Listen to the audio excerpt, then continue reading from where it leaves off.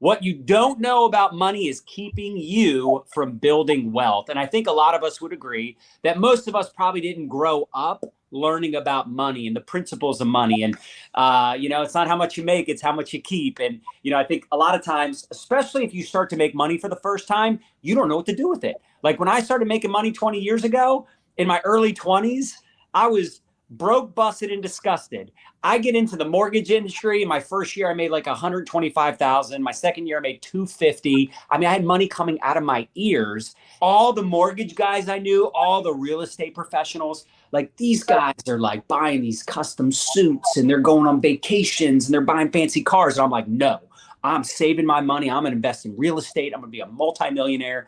And of course, that was around 2005, 6, 7. So I bought high. I sold low. I lost $1 million in real estate and I ruined my credit. It was all a lovely experience and all that cash was gone. And I remember saying afterwards, like, I should have just bought more suits, fancy cars, and gone on more vacations. So with that being said, I learned at a very young age all about money. And, it's great once you learn how to make it, but learning how to make it is just one game. Learning how to keep it, protect it, scale it, grow it, have your money making you money. That's the key. And I know for you, for those of you that don't know Brian, by the way, Brian has obviously been very, very, very, very successful in network marketing. Been in the same company. How many years now, Brian? 2 decades? 25, yeah. 25 years in one company, one of the biggest, most successful leaders, earners in the history of network marketing. But he's also done really well with investing.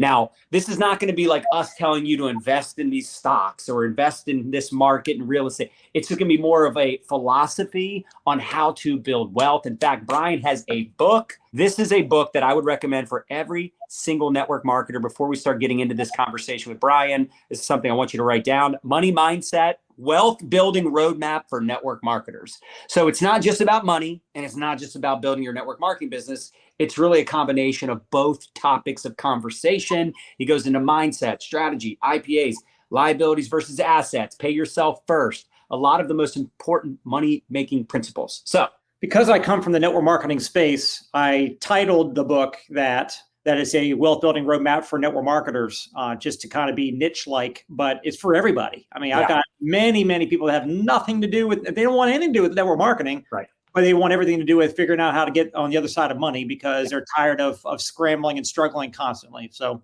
can you talk a little bit about money? Can you talk about some of your philosophies? Because I know you're somebody that a lot of people look up to, same company for 25 years, multiple 7-figure earner over the last, 2+ decades, but also you're still in the trenches like me. You're still recruiting like me, like you're out there leading by example, doing the things, and then creating multiple income streams, but using your primary business to then set up those other income streams, taking the profits from your business and investing into assets. So I would love to hear some of your philosophies and of course, just incorporating your story and all that, because I think that'll be really inspiring for people. Yeah, sure. Well, look, and I don't want today to be another regurgitation of the same stuff because people's eyes glaze over when they hear the same stuff, pay yourself first. And, maybe I can say something in a way today that would be a little different and maybe be one of those light bulb moments where like the light bulb finally goes on and it's like, oh man, I wasn't really thinking like that. So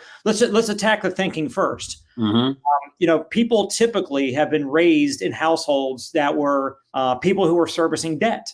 If you make $6,000 a month and your cost of living with all your expenses is $5,000, you make the 6, you pay the 5, and you have 1,000 left over, so you get to go spend it and blow it. It's extra money, and that's how most people think. Anything left over is leftovers, is extra. I'm allowed to pamper myself, treat myself, blow it on me, others, whatever. And that's why most people will never, ever, ever get ahead in life. They will never get on the winning side of the game of money. So instead, if you have a money mindset or a wealth building mindset, if you make the 6, the 5 have to get paid for sure. But the $1,000 that remains is not leftover. That was the only money that you truly cared about in the first place. Why did you care about the $5,000 that belongs already to somebody else is committed to? You should be caring all about the $1,000. Right. And that $1,000, what do you do with it? So you have to have a plan. Plan your work your plan your wealth building and work your plan. So, the simple formula everybody's already heard before. Most people don't practice. is give away 10%. Now, if you're a person of faith, tithe it, give it to God. So if you give away 10% or give back 10%, and then if you pay yourself 10%, which means putting it into a separate wealth building account, I would say if we surveyed everybody watching right now, how many of you all have a separate wealth building account that is not your operating account that you live on, you pay your bills out of and so forth? I would say probably half of the people only have one bank account. They don't have a second bank account that is for wealth building that you're going to be investing out of. But it's going to stay there until the opportunities arise where you say, hey, this is a good entry point to an investment, whether it be a stock or a home or whatever.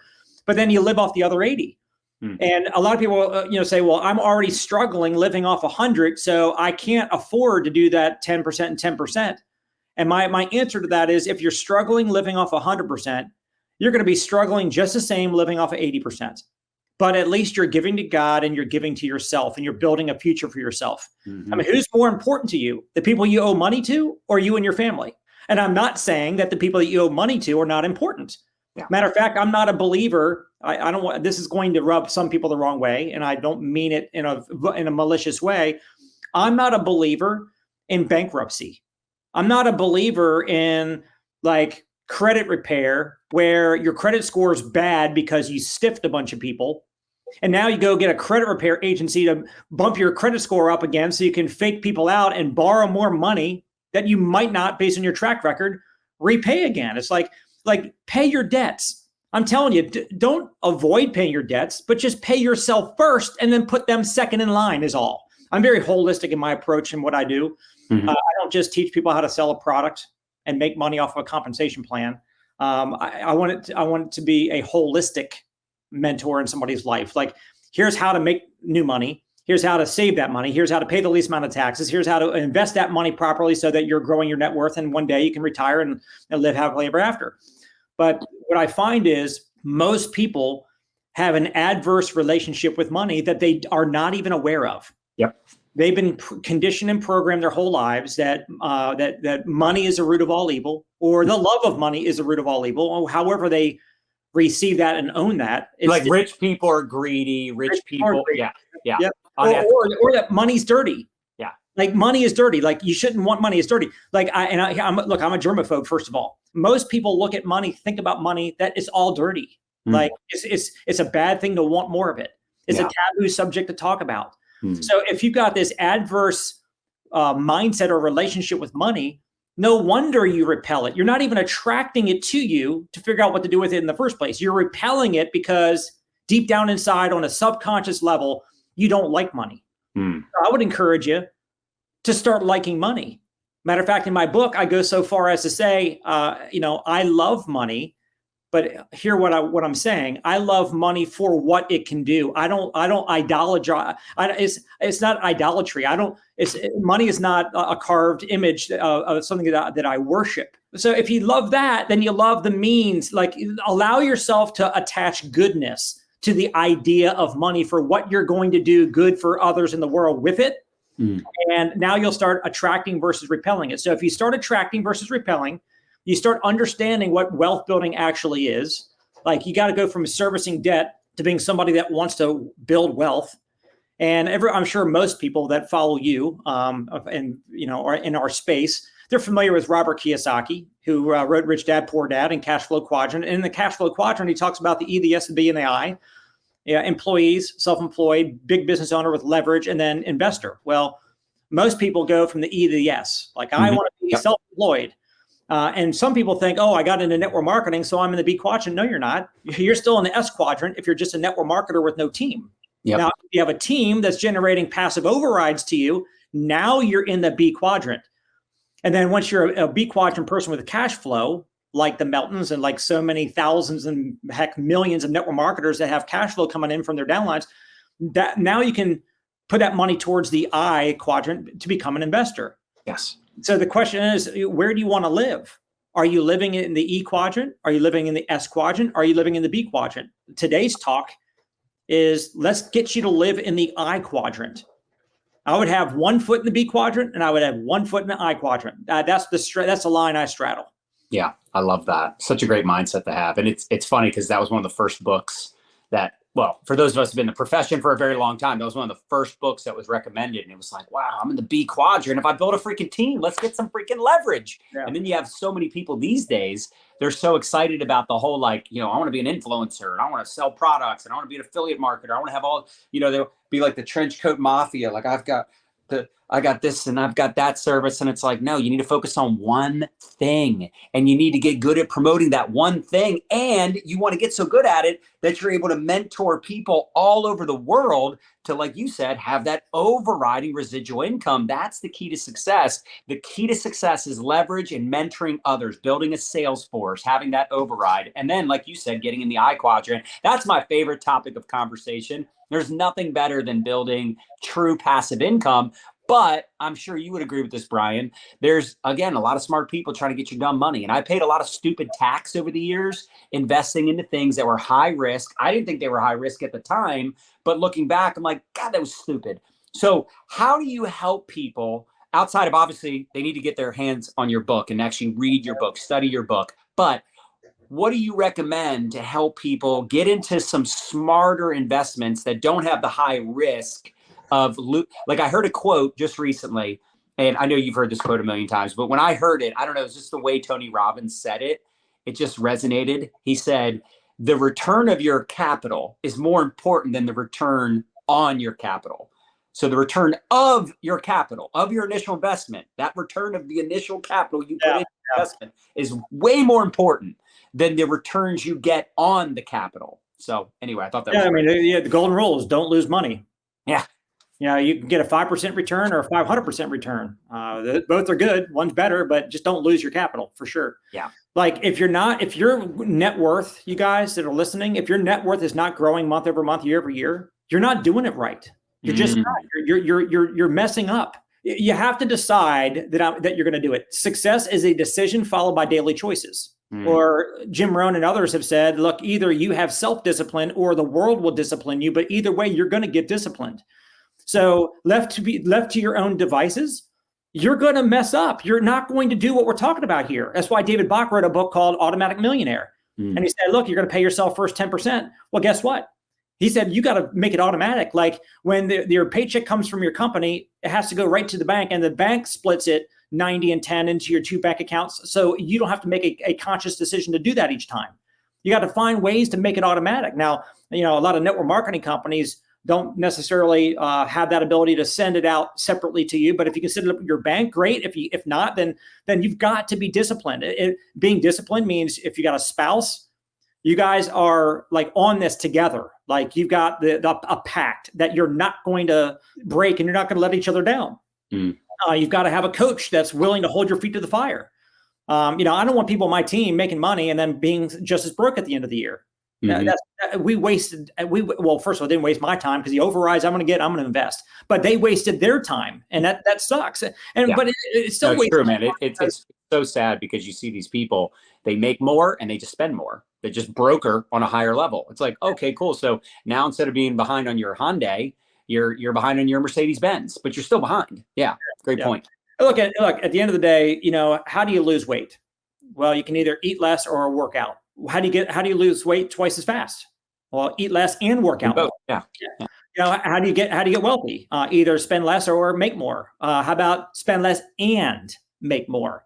So we can help people with a business opportunity to make more, but we still have to spend less. Now, some people say, well, I don't want to shrink my lifestyle. Okay, then you better work your butt off to 3x, 5x your income if you want to maintain the lifestyle that's in many people's opinion overspending. For example, they say pay yourself 10% first. Well, it didn't take long before I was paying myself 20%, 30%, 40%, and now I live off of less than 10% of my income I spend. Wow. I would a couple of things I would share with everybody is open the wealth building account. Try to make it as automatic or as disciplined as you possibly can. Make sure you got buy-in from your spouse, maybe even buy-in from your family. Hey, we're going to tighten our purse strings. We're going to tighten our belts. We're going to get more disciplined. Have a family meeting with a budget. Go take a look at your credit card statements over the last 30 or 60 days and take a look at where the money's going. Create the buy-in from your family. Have a financial mentor that you're accountable to, that you share your goals with. like verbally, like outwardly share your goals with somebody that can actually ask you once in a while, hey, how's it going? Show me your bank statement. Show me your net worth. Where are you at right now? Last year, your net worth was, 18,000. What is it now? If it didn't go up, you got to call that person on the carpet and be like, look, as your friend, I'm telling you, you're messing up. Well, I had this happen. Well, your rainy day fund is not the same as your wealth building account. Your rainy day fund comes out of your 80%, not out of your 10%. So, and then next thing, people say, well, what do I do with all my debt? Well, a simple, easy one that I can tell everybody is an automatic. Get rid of your credit card debt. If you've got credit card debt that is revolving and going month after month, it's eating your wealth. You cannot get wealthy if you've got credit card debt. I have never, ever had credit card bills. Mine automatically pays right out of my bank account every month. So it always goes back to zero, and I never pay any interest on my credit card spend. So I use credit cards for convenience. I don't use it to borrow money to pay for things that I don't have money that I didn't have the money in the first place. Yeah, we love American Express, but pay it off every month. So there's no interest, but you get so many perks by using it. So it's great. Yeah. Yeah. So, and so I think that's super important. And then, paying taxes, like most network marketers learn the hard way. They've never, they're used to having an employer taking taxes out automatically. So you have to learn what happens here as a 1099 independent, business owner. You've got to pay your own taxes. So, after a year of having an earnings history, the IRS expects you to pay quarterly estimated taxes. Yeah. So if your taxes are going to be $20,000 for the year, you've got to pay in $5,000 each quarter, and that way you keep yourself from having any kind of late payment penalties, and you also don't get a surprise next April with a $20,000 tax bill. I want everybody to hear that. He's saying pay your taxes quarterly. That's what we've been doing for years as well. You almost have to, because if you don't do it, like Brian said, you're just going to get a big bill at the end of the year. And look, if you pay too much, it's not a big deal. If you end up paying too much, you can actually get that money back from the IRS. But it's absolutely imperative, especially when you start making more money, to pay quarterly. So sorry. And I always get a refund. I always overpay, and I'd rather do that. Yeah. So just be disciplined, be prudent about it. So make sure you're doing that. And then as far as what do you do with the investments? And again, here's my disclaimer. I'm not a licensed broker dealer. I'm not a financial advisor. I'm not licensed to be able to give advice on this. But in a conceptual way, what I would encourage people to do is look for safe things first. Build a safe foundation on things that are not high risk. Yeah. Something that's low risk. For example, the rule of 72. If you get 10% return on your money and you let that compound, so you don't take the 10% out, you let it build. So So you have $100 that you invest, and then you get 10%. Now you get 110. Let it ride. Don't pull the 10 off the table. Now you get 110, and that gets 10% return.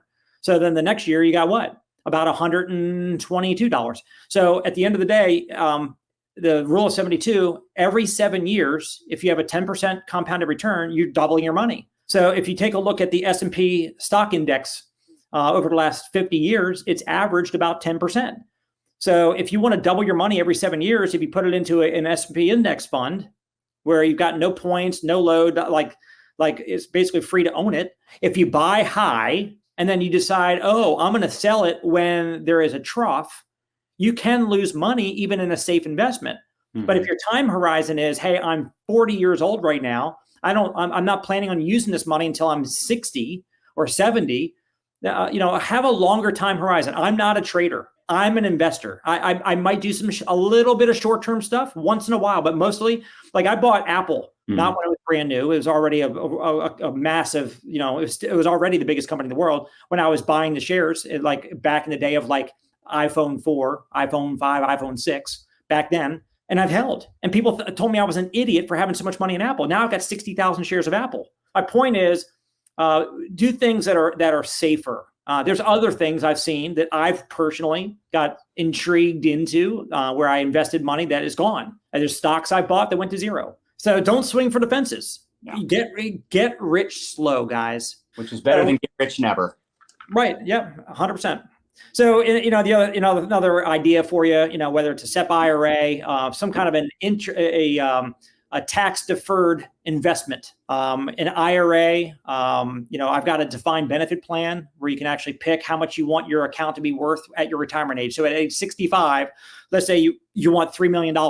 Well, you can set up a defined benefit plan where you put in, you have an administrator. The administrator is going to tell you how much money you can invest into that DB plan tax-free. So there's things that you'll learn as you go, but the starting point is just keep it super simple. Take your first step. If you have a plan, you will then be motivated to go out there and build your business bigger and faster. Here's what people wrestle with. If you've been an entrepreneur for several years and you've been working your butt off all year, every year, and you still don't have wealth to show for it, subconsciously, you're telling yourself, that little person on your shoulder is like, why do I want to keep working so hard if I'm not getting anywhere? The business the hard work was paying off. You just weren't doing the right thing with the money when it came in because you didn't have a plan for when it came in. If you have a plan and the plan works, you're going to be 10 times more motivated to go out there and crush your business. Yep.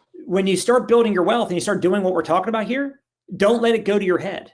Don't let it mess up your motivation. Don't let it hijack your work ethic. Yeah. When I started making money and I started putting money into my investments and I saw my investments growing and I saw my wealth building, I got more motivated and more focused, not less. Right. And again, that's not normal. Most people, when they have a lot of money, they get lazier. That's just human nature. You have to learn how to be a freak of nature.